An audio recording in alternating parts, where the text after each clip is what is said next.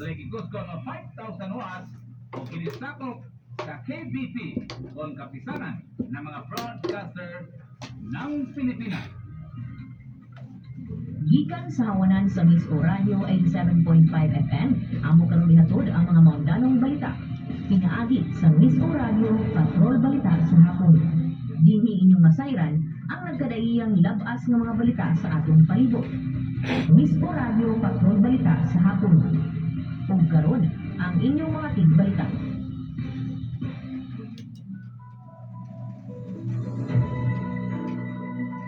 Maayong hapon, Misamis Oriental, tibok na sulingon man, tibok kalibutan nga naabot sa atong sibyahan.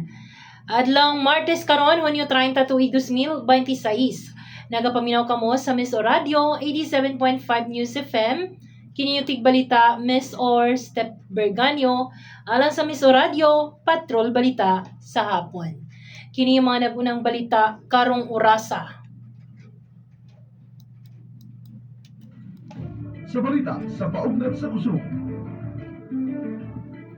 South Korea coach Mi resign human sa pag-excel sa World Cup o Philippine men's football team mi qualify sa Aichi Nagoya Asian Games. Sa celebrity balita. Miss Orbet sa Binibining Pilipinas ni back out sa kompetisyon og Mati Jonyosa nakakuha sa Best Performance nomination sa UK Reality TV Award. Alang sa balita sa negosyo.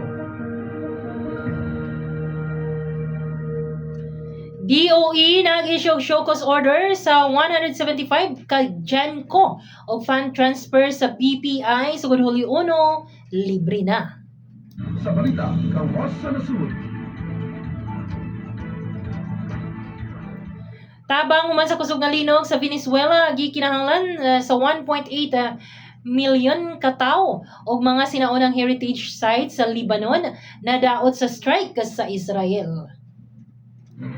Sa balita sunod sa nasud. Katiguman sa gihimong rally sa INC, gipasabot ni Liveste og OVP naka-record og 92.32 budget utilization sa tuig 2025. Sa balita sa rehiyon.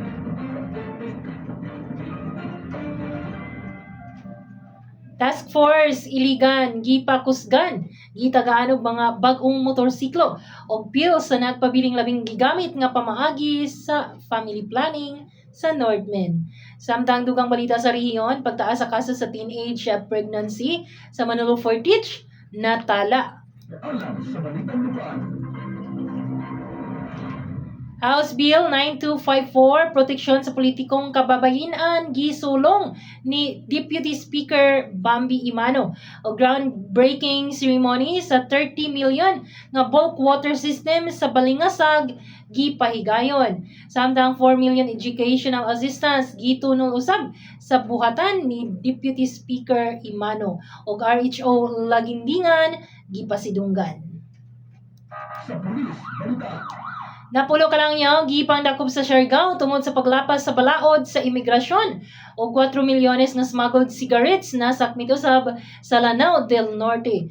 O dugang pulis sa balita, lalaking gabaklay, gidunggab, patay. At ang iyong mga detalye ni ini sa atong pagbalik.